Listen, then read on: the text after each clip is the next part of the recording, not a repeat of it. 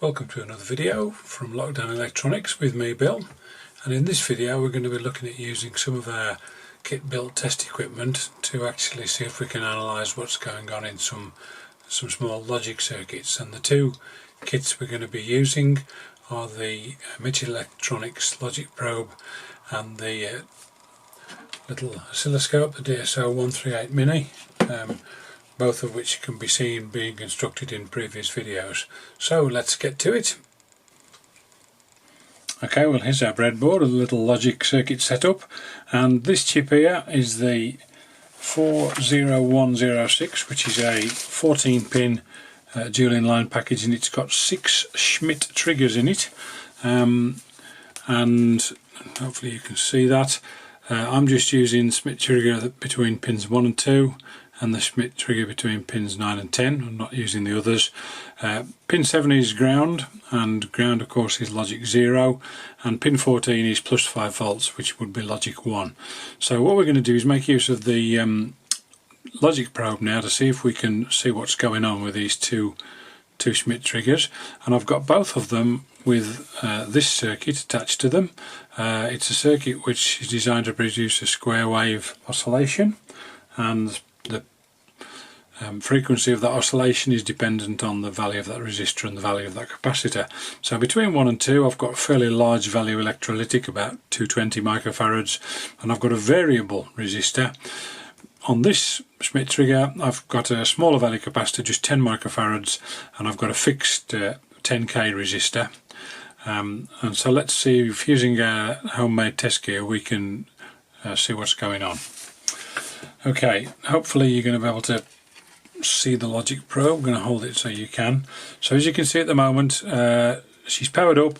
I've got the ground attached to the ground rail on the breadboard.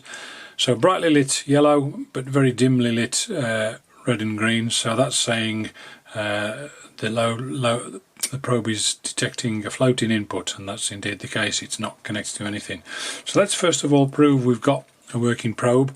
Let's just probe the 5 volt supply on pin 14 there, and hopefully you can see that's gone solid green, so that's logic 1. And now let's just probe the ground supply on pin 7, and yeah, we've got a solid red. Hopefully you can see that there. Yeah, so that's the two logic states. And now let's go on to the output of the first Schmidt trigger on pin 2 here, and what we appear to have here is an output that's slowly changing between logic 1 and logic 2, maybe slightly less than once a second, so maybe slightly more than 1 hertz, something like that, but it's definitely going from logic 1 and back to logic 0, so it's stepping along. Now let's probe the output of pin 8, which is the Schmidt trigger over here, and what you can hopefully see there is I've still got the bright yellow, but I've also got quite brightly lit red and green, which is saying to me what the logic probe can see is both states, and the fact that the yellow LED is still lit means that there's oscillation going on. So that's what the probe says. Let's just take another bit of test gear which I did a video on a couple of weeks back, and that is the DSO138mini Oscilloscope, and there she is. Hopefully you can see the display. So what I'm going to do now is I'm just going to attach the probe to the output of that second Schmidt trigger, and you can see there we've got a square wave, and if this is set to 2 milliseconds per division, so if we just count along there, so it's about 1, 2, 3, about 3.5 divisions, so that's 3.5 divisions times 2, so it's about 7 milliseconds is the wavelength time, or the period. So a little bit of maths.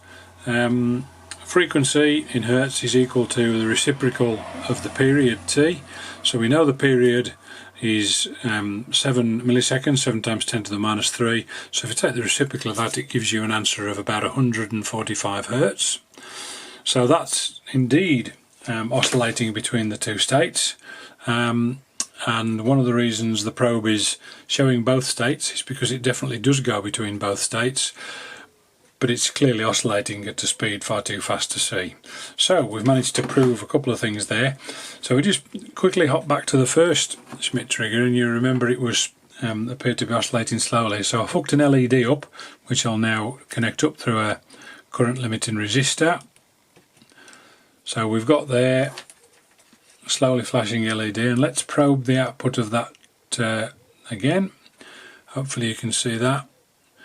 So as you can see, as we go on to logic state 1, the green LED lights, so the red LED is powered up.